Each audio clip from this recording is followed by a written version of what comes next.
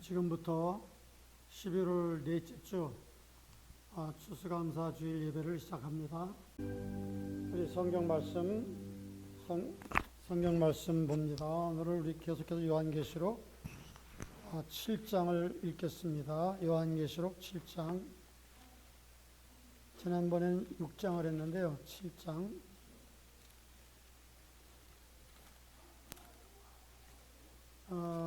한 절씩 교독합니다. 요한계시록 7장. 이일 후에 내가 네 천사가 땅 네 모퉁이에서 선 것을 보니 땅의 사방에 바람을 붙잡아 바람으로 하여금 땅에나 바다에나 각종 나무에 불지 못하게 하더라.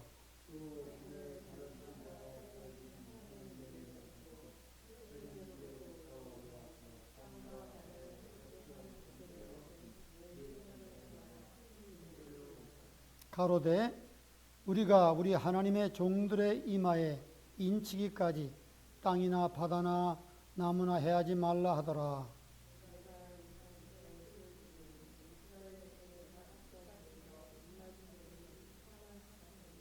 유다 지파 중에 입맞은 자가 12,000이요 르벤 지파 중에 12,000이요 갓 지파 중에 12,000이요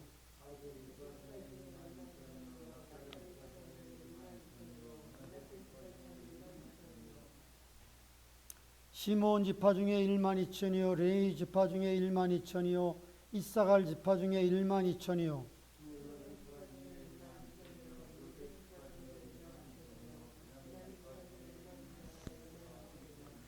이일 후에 내가 보니 각 나라와 족속과 백성과 방언에서 아무라도 능히 셀 수 없는 큰 무리가 흰옷을 입고 손에 종려가지를 들고 보호자 앞과 어린 양 앞에 서서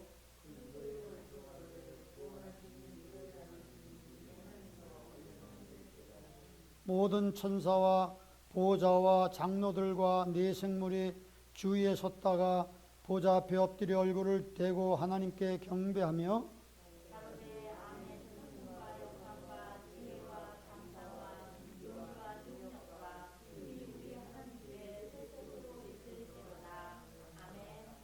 장로 중에 하나가 응답하여 내게 이르되 이 흰옷 입은 자들이 누구며 또 어디서 왔느뇨?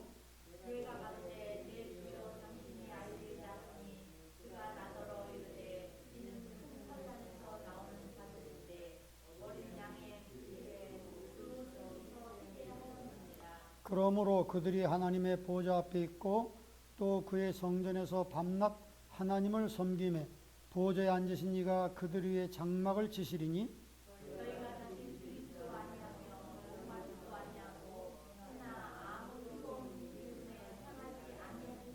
같이 읽겠습니다. 이는 보좌 가운데 계신 어린 양이 저희의 목자가 되사 생명수 샘으로 인도하시고 하나님께서 저희 눈에서 모든 눈물을 씻어주실 것이미로다. 아멘. 우리가 오늘 참 이 팬데믹 가운데 추수감사절을 맞게 되었습니다. 정말 감사할 조건이 없을 것 같은데 크게 보면 그러나 우리 신앙생활 하는 사람들은 작은 일에서 감사를 찾아야 됩니다. 신앙생활은 거창하고 큰 게 아닙니다.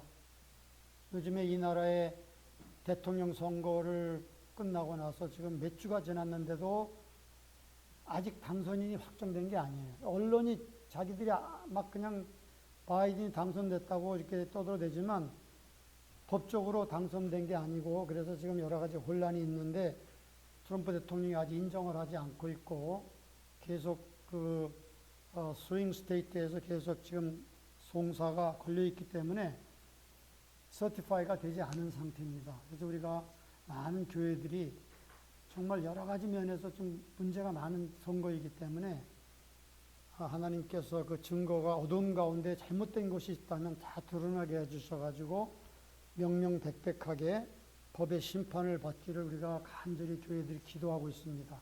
어떻게 될지는 모르겠어요. 그렇지만 정말 너무나 이상한 거예요.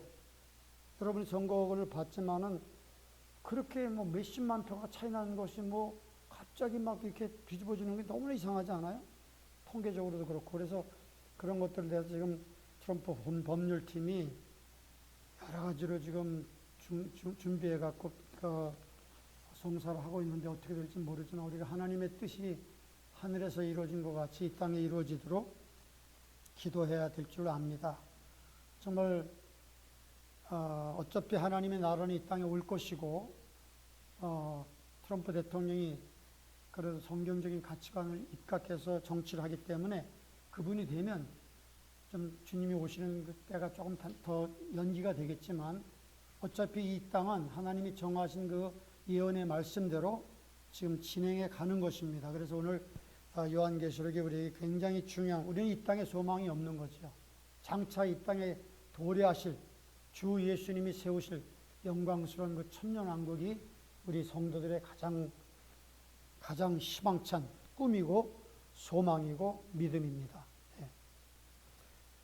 그런데 이제 오늘 우리가 또 감사주일이니까 잠깐 감사절에 대해서 말씀을 잠깐 나누고 이제 오늘 본문의 말씀으로 들어가기를 원합니다. 여러분에게 제가 여러 번 말씀드렸지만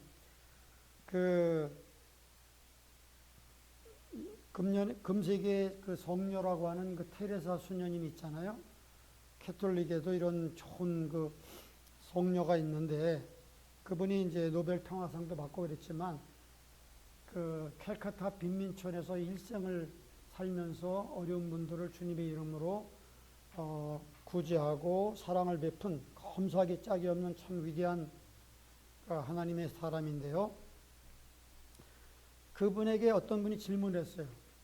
우리가 좀 좋은 크리스찬이 되려면 어떻게 하는 것이 좋습니까? 좀 심플하게 이야기해 주세요. 그렇게 말했을 때 그분이 3가지만 하면 됩니다. 이렇게 얘기했거든요. 3가지가 뭡니까? 물어봤더니 이렇게 말해요. 첫째는 여러분 인생에서 또 신앙에서 가장 중요한 기초를 단단히 쌓으세요. 기초가 모든 일에 아주 근본적인 것입니다. 기초를 단단히 만드시고 쌓으세요. 두 번째는 작은 일에 충성을 다하세요. 작은 일에 충성을 다하시고 마음과 뜻을 다해서 성실하게 사십시오. 작은 일에 크고 거창한 걸 따지지 말고. 세 번째는 우리 사람의 외면을 가꾸기보다는 내면에 있는 영성을 가꾸세요.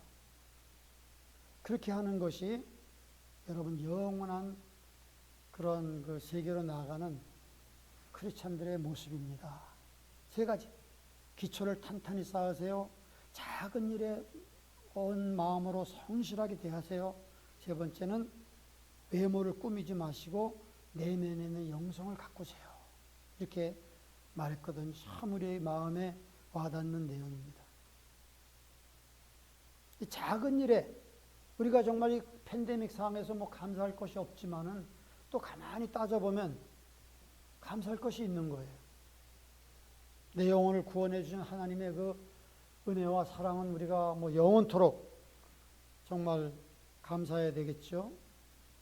그리고 우리가 찰스 스펄전 목사님이 얘기하신 그 말씀이 참 우리 마음에 와닿죠. 주님께서 그분이 말씀하시기를 우리가 하나님 앞에 별빛을 보고 감사하면 하늘에 비치는 별빛을 보고 감사한 하나님께서 달빛을 주시고 달빛을 보고 또 감사하면 하나님께서는 햇빛을 우리에게 허락해 주시고 햇빛을 보고 감사하면 하나님께서는 천국의 빛을 우리에게 허락해 주신다. 이렇게 말했거든요. 그러니까 작은 일에 감사하면 하나님께서 더 큰 것으로 감사할 조건들을 이렇게 늘려나가는 그러한 그 간증이 있게 되는 겁니다. 저는요, 전도사 시절에 제가 그 맹인 선교회에서 일한 적이 있어요. 한국의 그 연합 선교, 세계 선교회라는 일했는데, 제가 그 영국 목사님이 그 대표해서 제가 통역을 해주면서 전국에 있는 그 맹인들 단체를 많이 방문했는데, 참 내가 그때 깨달은 게 있어요. 그렇게 맹인이 10만 명이 넘는데, 여름에 이제 불광동 캠프장에서 그 맹인 학생들을 위한 그 캠프를 열었거든요. 자원봉사자들이 많이 와서 한 3박 4일 동안 애들을 이렇게 케어했는데, 그냥 그 불광동 캠프장이 산에 지었기 때문에 이렇게 막 그 길이 이렇게 올라갔다 내려갔다 그러는데, 한 사람씩 따라 붙었는데요. 가다가 막 애들이 맹인이 때문에 넘어지고 막 전경이 피도 나고 말이죠.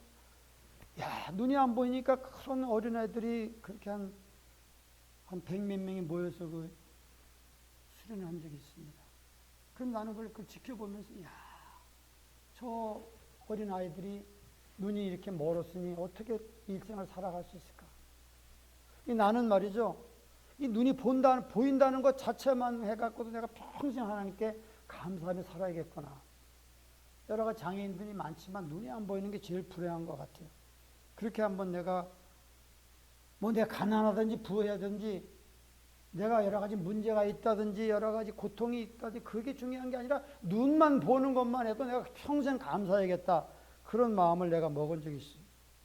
그래서 내가 몇 년 전에는 이제 약국에서 도와달라고 그래가지고 제가 파타임으로 좀 배달을 도와준 적이 있는데, 이 약국에서는요, 그게 뭐냐면 대부분 약을 어마어마하게 많이 조제해가지고, 어떻게 이게 곳곳마다 이렇게 주택가에도 있어요. 그 정신지체 장애들이 그렇게 많이 있다는 몰랐어요.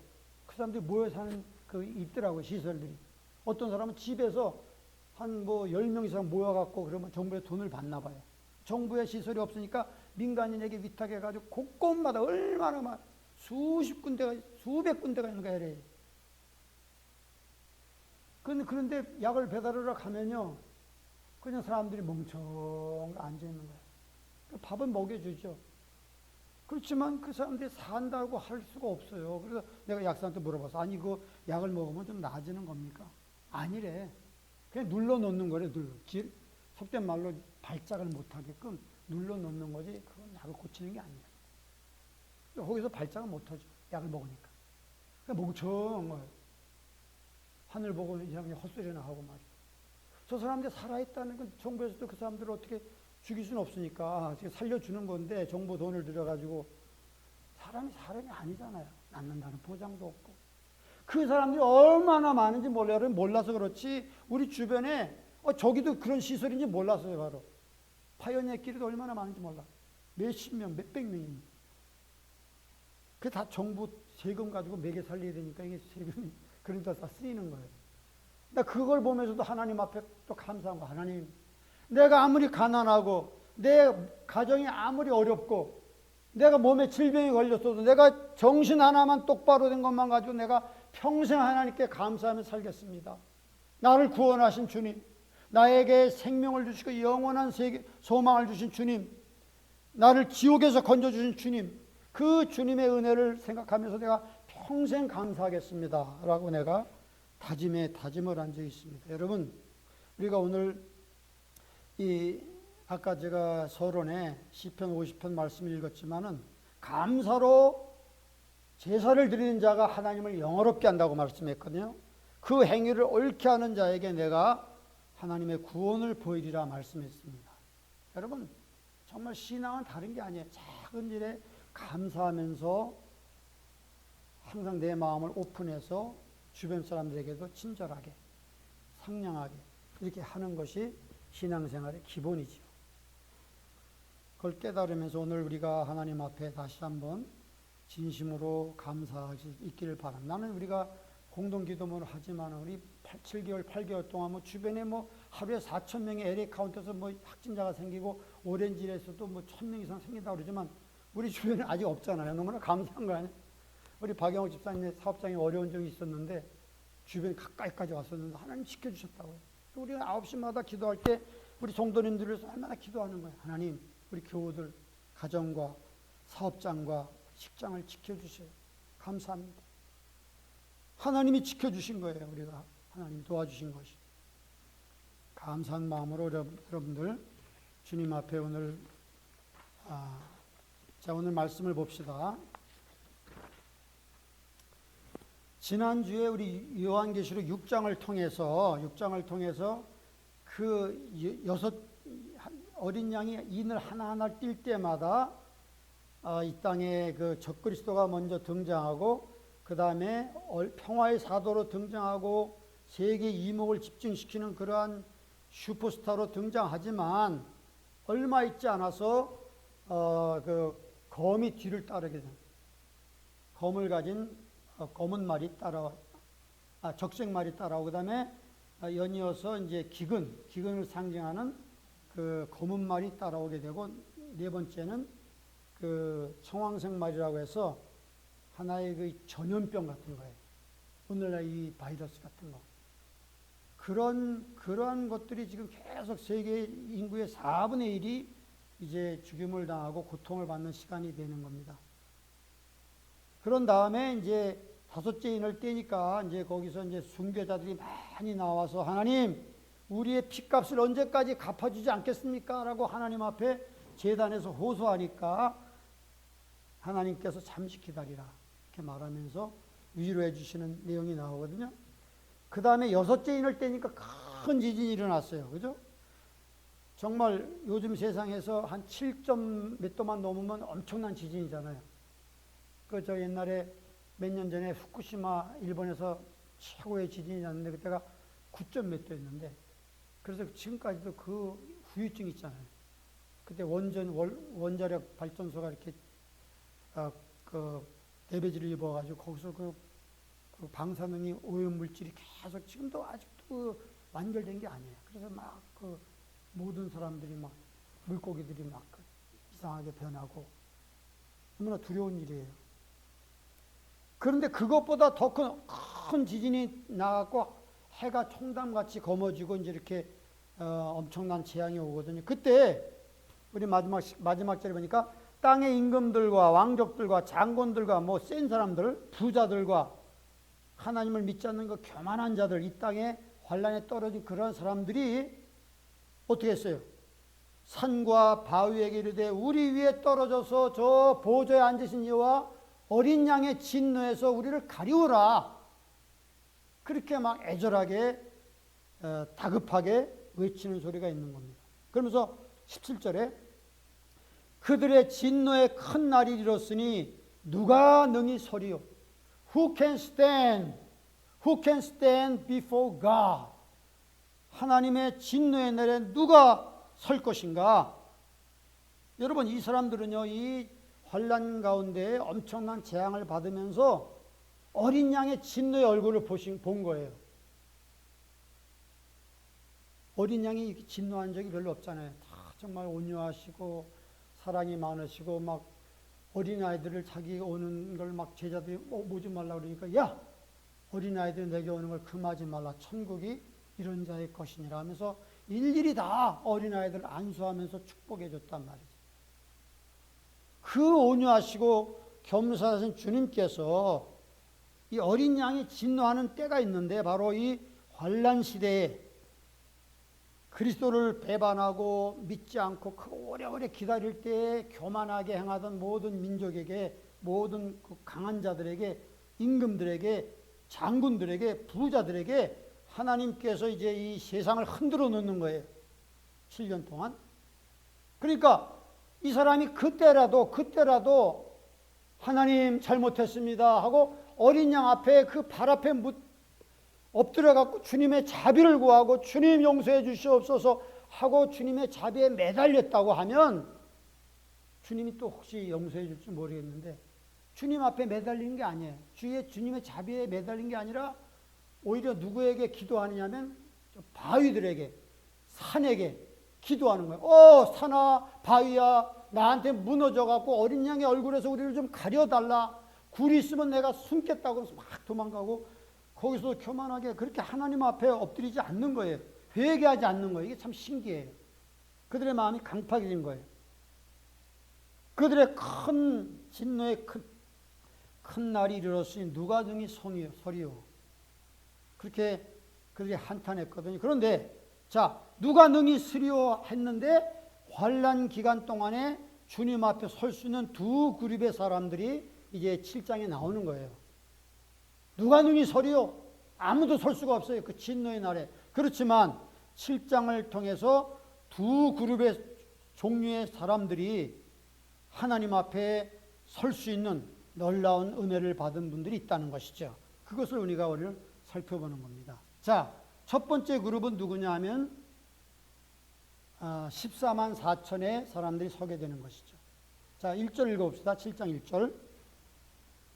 시작. 이일 후에 내가 네 천사가 땅 모퉁이에 선 것을 보니 땅의 사방에 바람을 붙잡아 바람으로 하여금 땅에나 바다에나 각종 나무에 불지 못하게 하더라. 여러분, 여기 땅의 사방에 동서남북에 바람을 붙잡고 있는 천사들이 있었어요.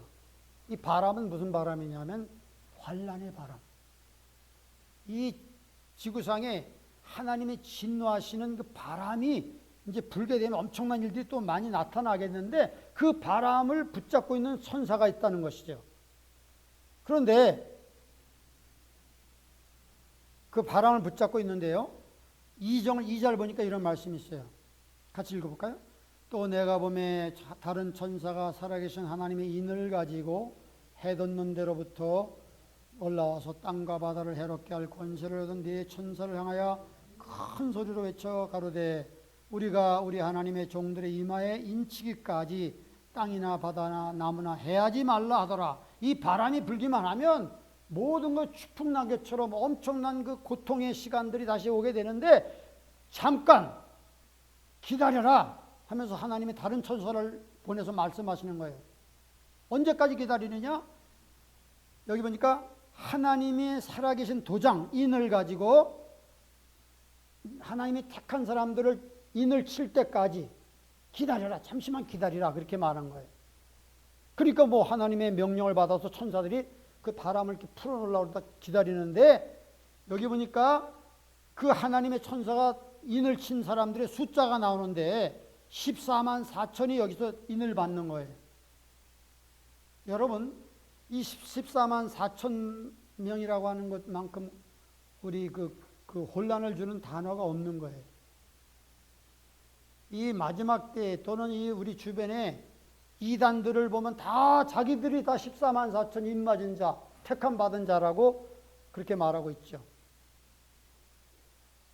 한국에서도 우리가 알다시피 그 여호와의 누구죠? 그 신천지는요 아주 그럴듯하게 여기 신천지 대규모로 10만 명 모이는 집회 그 비디오 봤습니까?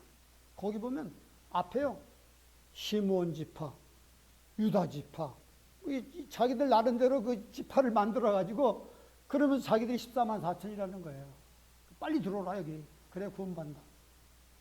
엉터리죠. 여러분, 여호와의 증인도 자기의 그룹이 14만 4천이라고 말하고 있는 거예요. 여호와의 왕국에 들어와야 산다. 그 다음에 여러분 우리가 빌려 쓰는 이 제7일 안식교회, 제7일 예수 재림교 이것도 1860년대에 시작됐는데 엘렌 G. 화이트라는 그 여성을 중심으로 몇몇 목사들이 이렇게 만든 거거든요. 이 안식교가. 이 사람들도 자기들이 14만 4천을 주장하는 거예요. 그래가지고 막 신옷 입고 저기 어디로 온다 그래가지고 거기 가서 막 기다리고 그랬단 말이에요. 그러니까 그게 불발되니까 이제 또 다른 쪽으로 해갖고 이제 자기 마음을 자기의 말대로 수정해갖고 이제 오늘까지 이렇게 안식교가 지금 안식교가 한국에서는 이단이라고 그러지만 미국에서는 뭐 그렇게까지 얘기하지는 않아요. 그렇지만 단일 교파로는 제일 큰 그 단체예요. 우리 뭐 침례교도 있고 장로교도 있지만 이 안식교가 엄청나게 큽니다. 이게 전 세계적으로. 로마린다 대학 같은 데 유명하잖아요. 하여간 이런 데가 다 14만 4천이 자기 그룹이라고 주장하는 거예요. 그런데 문제는 뭐냐? 하나님께서 그러한 일이 있을 걸 미리 내다보시고 여기서 말하는 거예요. 14만 4천은요. 아무나가 아니라 이스라엘 자손이라고 분명히 여기 말했거든요. 이걸 영적으로 해석하면 안 되는 거예요. 이스라엘 자손 중에서 인맞은 자가 14만 4천이라는 거예요. 그 환란 기간 중에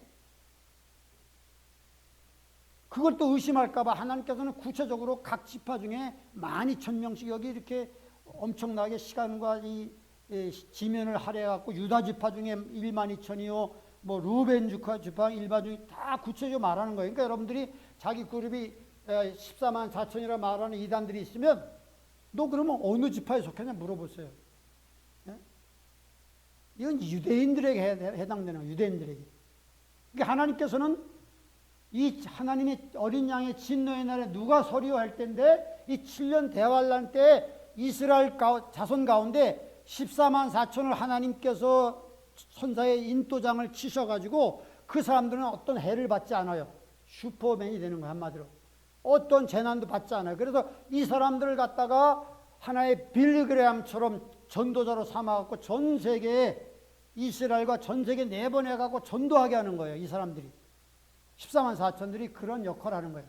환란 시대 때에 이 사람들이 하나님의 일당백처럼 하나님의 능력을 받아가지고 이스라엘뿐만 아니라 전 세계에 나가서 복음을 증거하는 거예요. 복음을 증거하는 거예요. 목숨 걸고 증거하는 거예요. 그런데 하나님의 놀라운 능력을 이 사람들 해를 받지 않아요. 해를 받지 않아요. 그렇기 때문에 이 사람들이 활동하는 시간이 7년 대환란이고 그 사람들은 하나님께서 이스라엘 사람 가운데 특별히 정한 사람이다라고 우리가 해석을 해야 되는 거예요. 이걸 너무나 우리에게 적용될 수도 있겠죠. 그렇지만 오리지널 의미는 그렇다는 것이죠. 자의적으로 자기한테 이렇게 해당되라고 말하면 안 되는 거예요. 자, 그래서 우리가 확실히 이걸 정해야 됩니다. 이걸 갖다가 확실하지 하지 않으면은요, 성경을 아전인수격으로 해석해하고 복잡해지는 거예요. 성경을 심플하게 그냥 순서대로 이렇게 쭉 나가야 되는 거예요. 그게 바로 이 미국에 있는 그 갈버리 채플에서 이렇게 척 스미스 목사님을 중심으로 한 정말 가장 그 성경적인 해석이라고 제가 보고 있습니다. 가장 건전하고 가장 성경적이고 성경 강해를 제대로 하는 것이. 그래서 우리는 그 노선을 우리가 따르고 있는데, 자 보세요. 그러면 자 이렇게 해서 이분들이 나가서 막 전도를 하는데, 그러니까 이 7년 환란 때도 많은 사람이 예수를 믿게 되는 거예요. 여러분, 우리가 그 전에 들림 받아야 되는 것이죠. 그것이 우리의 가장 큰 소망이고 가장 큰 우리가 믿음이잖아. 그래서 신보로 들림 받아야 되지만, 그러나 그 환란에 떨어진 사람들 가운데서도 많은 사람들이 예수를 믿게 되는 거예요. 이런 분들의 전도를 받고, 또 계시록 14장 가보니까 하늘에 나는 천사가 복음을 증거하는 거예요. 어떻게 증거하는지 몰라요. 그러나 하늘에 나는 천사들이 영원한 복음을 증거하면서 하나님을 경외하라, 짐승의 표를 받지 말라, 적그리스도의 표를 받지 말라라고 하늘에서 공중에서 막 선포하는 거예요. 여러분 이상하잖아요. 땅에서는 14만 4천이 막 복음을 증거하고 나가고 들어가다니, 하늘에서 천사가 어떻게 증거하는지 우리 잘 알지 못해. 그러나 성경이 그렇게 말하고 있어요. 여러분 제가 서울에서 이제 그 전도사 노릇을 할 때 대방동에서 전도사 광성교회라는 데 전도사 했는데, 그때 내가 학생들을 가르칠 때 우리 그 부회장으로요, 그 김유진이라고 하는 여학생이 교회 나왔는데 얼마나 이쁜지 몰라, 얼마나 믿음이 잘하는지 몰라요. 하나님을 맨 앞자리에 와서 그냥 말씀을 들을 때 얼마나 똘똘히 듣는지 믿음이 막 잘하는 거예요. 근데 걔는 누가 전도해서 온 게 아니야. 스스로 찾아온 거예요. 그래서 내가 물어봤어요. 야 유진아, 너 어떻게 해서 이렇게 교회 나오게 되냐? 너무나 너 이쁘다. 믿음도 너무나 아름답다. 그때 자기는요, 그 고등학교 2학년인데 이렇게 하루는 집에서 일어났는데, 이제 그 교회에 그 당시에는 우리가 30년 전에 20년 전에는 다 차인배를 울렸어요. 주일날. 그 차인배 소리가 너무 아름답게 들린다는 거야. 갑자기. 그날따라 하나님이 은혜를 주신 거야. 이 여학생한테. 그래 갑자기 교회 가고 싶은 마음이 막 생기는 거야. 부모님도 아무도 안 믿는데. 그러니까 그래서 자기가 하나님이 자기를 부르신 것 같다고 그래가지고 그 너무나 그 차인별 소리에 감동을 받아갖고 내가 다음 주에 꼭 교회 가야지. 그래가지고 나온 거예요. 이게 천사가 아니고 누구겠습니까? 나는 이게 천사가 시킨 거라고 보는 거예요. 전도라는 게 우리가 말로만 되는 게 아니에요. 하나님께서 이 팔레스틴이나 이런 어떤 아랍 세계에 가보면요, 누가 전도하지 않아도 꿈속에 주님이 나타나서 만나가지고 주님이 돌아오는 사람이 많아요. 그러니까 이게 하나님께서는 이 땅에서 이런 전도자들, 빌리그레암과 같은 이런 정말 귀대한 전도자 14만 4천을 사용해서 막 전 세계에 나가서 복음을 증거할 뿐만 아니라, 이렇게 하늘에 나가는 천사가 하나님을 경외하고 적그리스도의 그 그 표를 받지 말라. 그 표를 받으면 영원히 멸망한다라는 그런 복음을 막 증거하는 거예요. 어떻게 할지는 모르지만 하나님이 이렇게 저의 경험을 통해 볼 때 여러 가지 방법을 하나님께서 사람을 인도하신단 말이죠. 예. 그래가지고 보니까 자, 첫 번째 그룹은 14만 4천이 하나도 뭐 13만 9,900이 아니라 한 명도 잃어버리지 않고 나중에 요한계시록 14장 보면 다 하늘나라에 올라가서 이제 주님 앞에 영광을 돌리고 그 다음 그룹이 뭐냐 하면 이러한 전도를 받아가지고 예수 믿는 수많은 사람들이 나오는 거죠. 자, 9절 말씀 봅시다. 9절 말씀 봅시다. 이 두 번째 그룹이 하나님 앞에 설 자가 이 그룹이라는 거예요. 시작.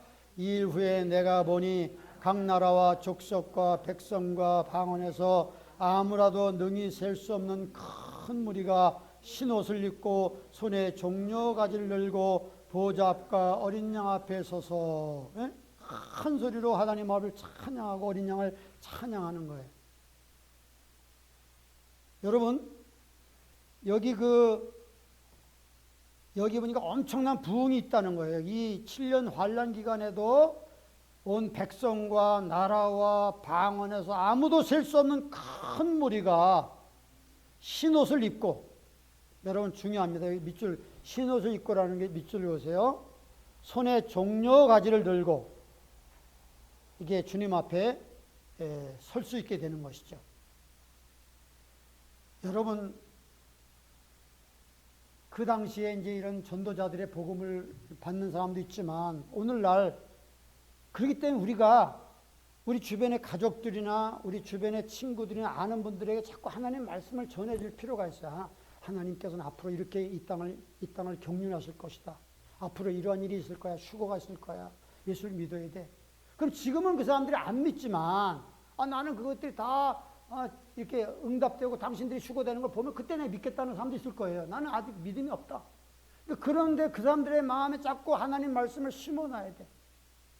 그러면 그런 일이 발생했을 때 우리 어머님이 내 와이프가 그렇게 말한 게 사실이구나.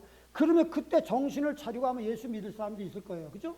왜? 그분들이 휴거 당했으니까 이게 정말 그렇게 나에게 진실하게 전해진 그 말이 사실이었구나. 이제는 내가 목숨 걸고 주님 믿어야겠다. 그런데 여러분 그 당시에는 7년 환란 때는 목숨을 걸어야 되는 거예요. 네. 신옷 입었다는 거 우리가 4절 6장에도 살펴봤지만 순교자들에게 흰 두루마기를 주며 말하기를 잠시 기다리라. 너희와 같이 너희 동료들도 순교자 수가 차기까지 기다리라 왔던 것처럼 여기 흰옷 입었다는 건 대부분 이 사람들은 순교를 당해서 주님 앞에 가는 걸 말하는 거예요. 여러분 지금 은혜 받을 때 그렇게 어려운 과정을 통과하지 말고 지금 믿음을 가져야 되는 거예요. 여러분 모든 게 다 이루어지는 걸 볼 때 보고 믿는 거예요. 그래서 여러분 요한복음 20장 보면 예수님이 부활했을 때 제자들에게 나타나서 너희 가운데 평강이 있을지어다 하면서 주님이 손과 발을 보여줬잖아요. 못자국 난 손과 발을 보여줬잖아요. 그러니까 막 주님 날 믿겠습니다. 그랬는데 그 당시에 도마가 없었다. 도마가 그 자리에 없었어. 도마 제자가. 나중에 제자들이 우리가 부활한 주님을 봤다. 주님이 살아계시더라. 라고 막 말하니까 도마가 의심합니다. 아예 나는 믿을 수가 없어. 어떻게 사람이 나는 그가 못자국 난 손에 손가락을 집어넣고 그 옆에 창자국에 내가 만져보기 전에 믿을 수가 없어. 그런 거예요.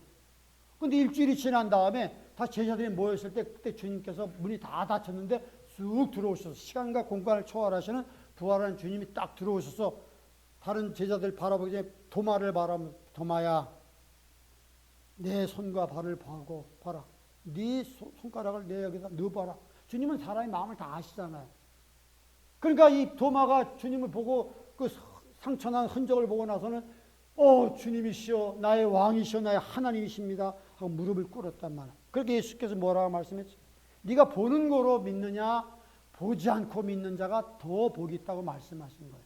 그러니까 우리가 이 환란 시대가 되기 전에 은혜의 시대에 우리가 구원받아야 되는 거예요. 예수님 앞에 나와서 마음을 드리고 오픈해가지고 주님을 진심으로 영접하고 주님의 제자가 돼야 하는 게 중요한 거예요. 그 환란 기간에 예수 믿을 수가 있어요. 그렇지만 그때는 우리가 엄청난 대가를 치러야 되는 그것이 성경의 말씀인 겁니다. 예. 그 여기 보니까 여기 보니까 이제 물어보는 거예요. 13절 물어봅시다.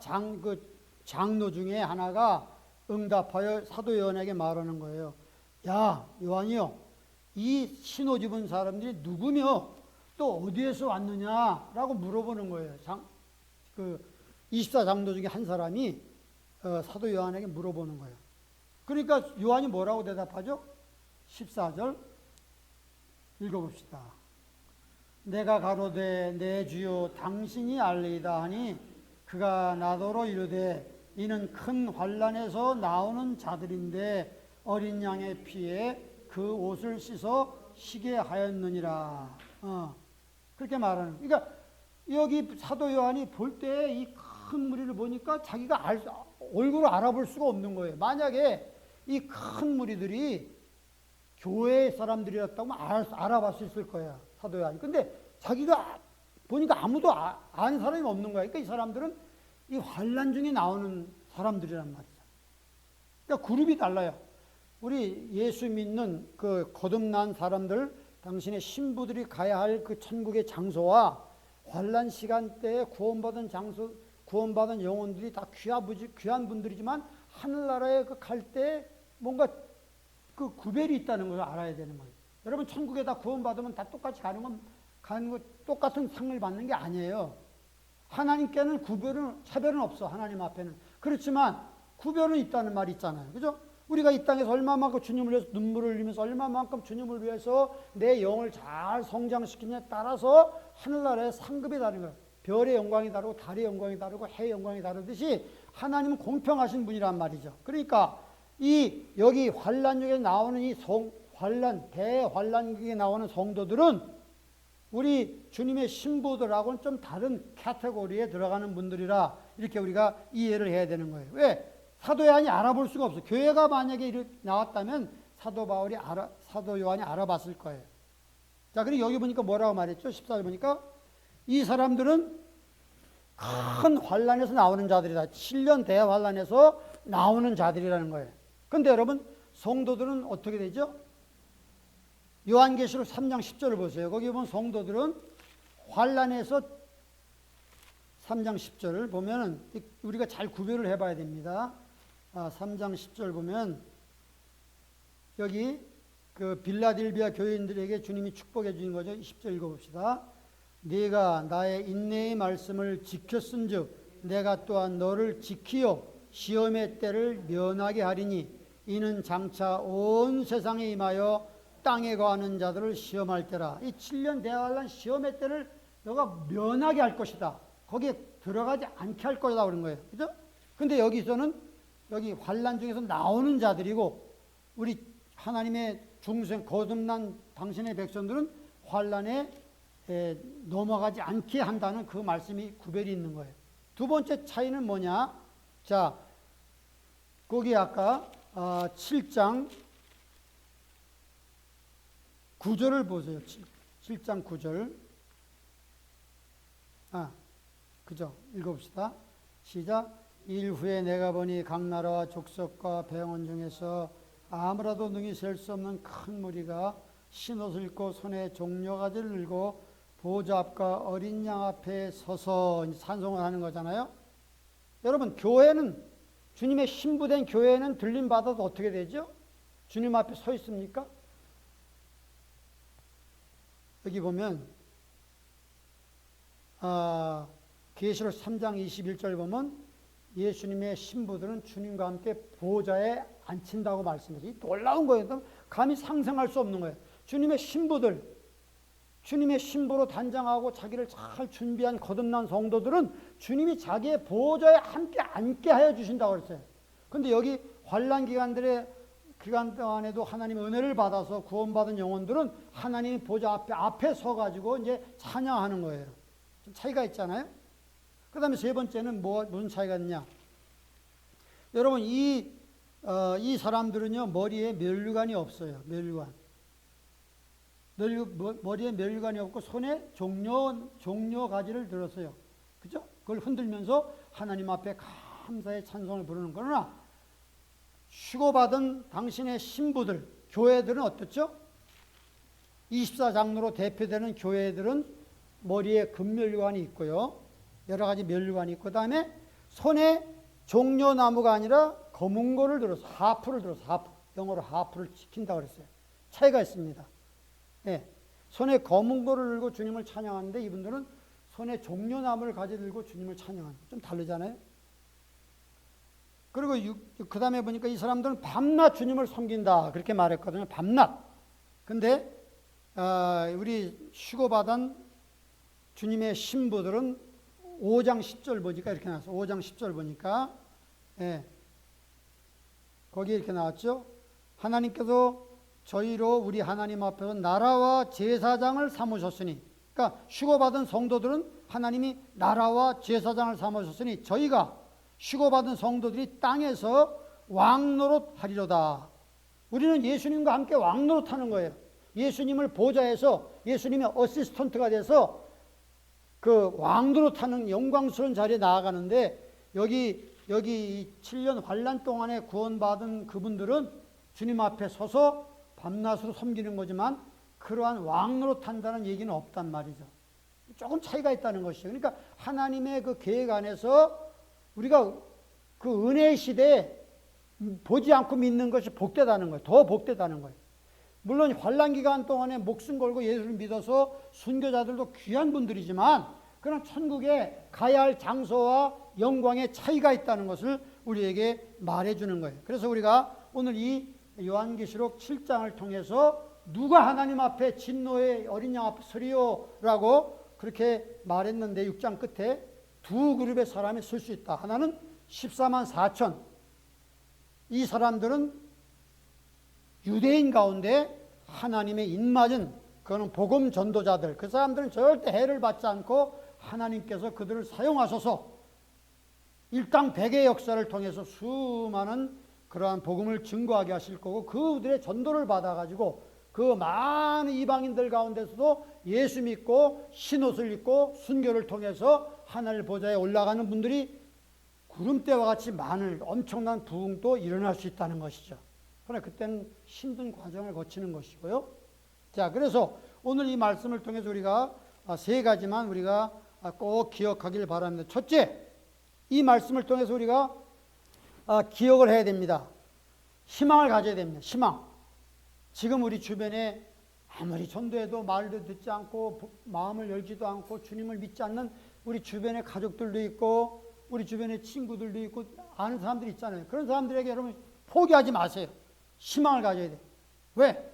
하나님께서 이 환란에 떨어진다 하더라도 그 사람들이 예수를 믿을 기회가 있기 때문에 지금 열심히 그들의 마음속에 이 말씀을 뿌려놔야 돼. 하나님 말씀 보니까 앞으로 장차 이렇게 될 것이라고 했는데 믿으세요. 안 믿어도 그 말씀이 그들의 안에 떨어졌기 때문에 그런 일이 당하면 우리 어머님이 그렇게 나를 위해서 기도하면서 나에게 말한 것이 사실이구나. 그러면서 그때 믿을 수가 있는 거예요.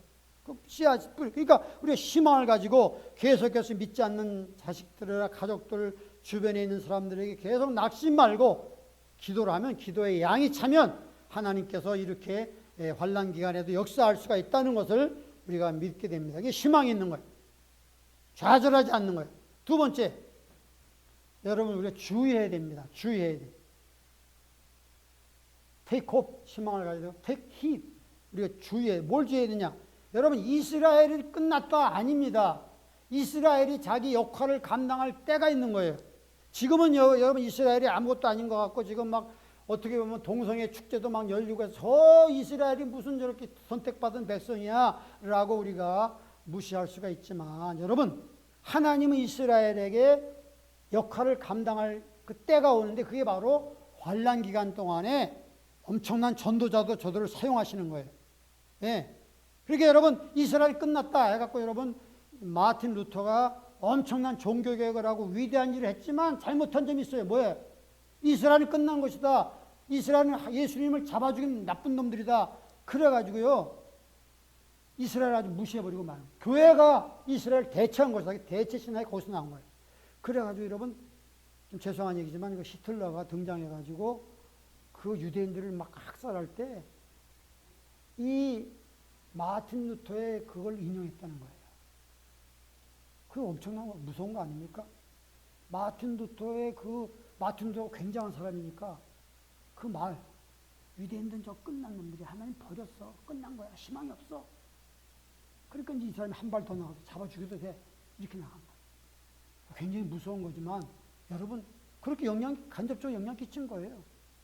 그러니까 마틴 루터라고 다 좋은 것만 있는 게 아니에요. 위대한 일을 했죠. 종교 개혁을 통해서 그 가톨릭의 억압과 흑암의 권세에서 교회를 우리 모든 인류를 끄집어낸 위대한 일을 했지만 마틴 루터가 잘못한 것은 이스라엘을 완전히 무시해버리는 것은 잘못된 거예요. 그런데 여러분이 성경 말씀 보면 이스라엘이 자기 역할을 감당할 7년 대환란, 여러분 제가 말씀했죠? 7년 대환란의 세 가지 목적. 한 민족을 깨우기 위해서, 이스라엘 잠자는 민족을 깨우기 위해서, 두 번째는 열방을 흔들어 놓기 위해서, 열방을 흔들어 놓는 거예요. 세 번째는 천년왕국의 영광스러운 나라를 세우기 위해서 이 땅을 소독하는, 이 땅이 그 어지럽히고 타락하고 죄 많은 이 세상을 좀 청결하게 하는 작업을 하기 위해서 7년 대환란이 필요한데, 여러분 그러니까 이스라엘에 대해서 우리가 하나님의 그때 이스라엘이 큰 역할을 감당하고 그를 통해 수많은 사람들을 믿게 하는 그 놀라운 역사. 그래서 나중에는 로마서 9장 이스라엘의 과거, 로마서 10장 현재, 11장 이스라엘 미래, 이걸 우리가 로마서를 잘 읽어보면서 하나님의 마음을 알아야 되는 거예요. 이스라엘에서 기도해야 되는 거예요. 하나님이 그래서 이 14만 4천뿐만 아니라 온 이스라엘이 눈이 열려서, 환난을 통해 눈이 열려서 주님을 바라보고 회개하고 그 온 채가 구원을 받는다는 이 역사를 우리가 알고 주의해야 되는 거예요. 예? 그 다음에 마지막 세 번째로는 이 사람들은요 노래를 부르는 거야. 신옷을 입고 종려나무 가지고 큰 소리로 하나님을 찬양하고 어린 양을 찬양하는 거예요. 여러분 절대 이 사람들은 어떤 불평하지 않았어요. 하나님 우리를 왜 이렇게 죽임을 당하게 했습니까? 하나님 왜 우리에게 이런 고난이 옵니까? 어디 계시나이까? 절대 불명하지 않았어요. 그들은 노래를 부르는 거예요. 하나님 구원하심이 보좌 앉으신 이와 어린 양의 세세토록 있도다 하면서 천국에 들어가서 이제 15장 보면 14장 가면 이제 14만 4천들이 하늘나라 올라가서 찬양 부르고요. 15장 가면 이 수많은 환란기의 성도들이 휴거당해가지고 거기서 하나님을 찬양하는데 저들의 입에 전체 불평이 없는 거예요. 여러분 그 사람들이 천국에서 부르는 찬양은 오늘날 우리 크리스찬들이 이 땅에서 불러야 할 노래인 거예요. 감사절만 감사 부르는 게 아니라 저들이 부르는 감사의 찬송이 오늘날 우리 크리스찬들이 신부들이 이 땅에서 불러야 할 내용인 거예요. 자, 다시 한번 찬양을 그분들이 부른 찬양을 보면서 우리 결론을 맺도록 하겠습니다. 자, 보세요. 여기 보세요. 그들이 부른 찬양, 이 찬양이 오늘날 휴거받을 성도들이 이 땅에서 불러야 할 찬양인 줄로 믿습니다. 자, 보세요. 9절을 제가 읽습니다. 일외에 각 나라와 족속과 방언 중에서 아무라도 능히 셀 수 없는 큰 무리가 흰옷을 입고 손에 종려가 들고 어린 양과 보좌 앞에 서서 10절 읽겠습니다. 시작. 큰 소리로 외쳐 가로되 구원하심이 보좌에 앉으신 우리 하나님과 어린 양에게 있도다 하니 모든 천사와 장로와 성물들이 주위에 섰다가 보좌 앞에 엎드려 얼굴을 대고 하나님께 경배하여 가로되 아멘. 찬송과 영광과 지혜와 감사와 존귀와 능력과 힘이 우리 하나님께 세세토록 있도다. 아멘 하더라. 아멘. 기도합시다. 하나님 오늘 2000년 정말 어려운 시절을 우리가 보냈습니다. 너무나 아무도 생각할 수도 없었던 이 암흑기를 보냈습니다. 그러나 우리에게 구원을 허락하여 주시고 우리에게 은혜를 베푸시사 주님을 고백하고 믿음으로 주님의 뒤를 따라서 성령을 순종하면서 살아갈 수 있도록 우리를 구원해 주시고 우리를 선택해 주신 하나님 앞에 영광과 존귀를 돌립니다. 하늘나라에서 환난 성도들이 불렀던 저 노래가 오늘날 우리가 이 땅에서 아무리 어렵고 아무리 고통스럽고 아무리 어려움이 문제가 많아도 날 구원하신 주님을 아버지여 어떠한 조건 속에서도 찬양하고 어떤 상황 속에서도 만자족하면서 우리 주님을 영화롭게 할 수 있는 우리 성도님들 될 수 있도록 축복해 주옵소서. 예수님의 이름으로 기도합니다. 아멘.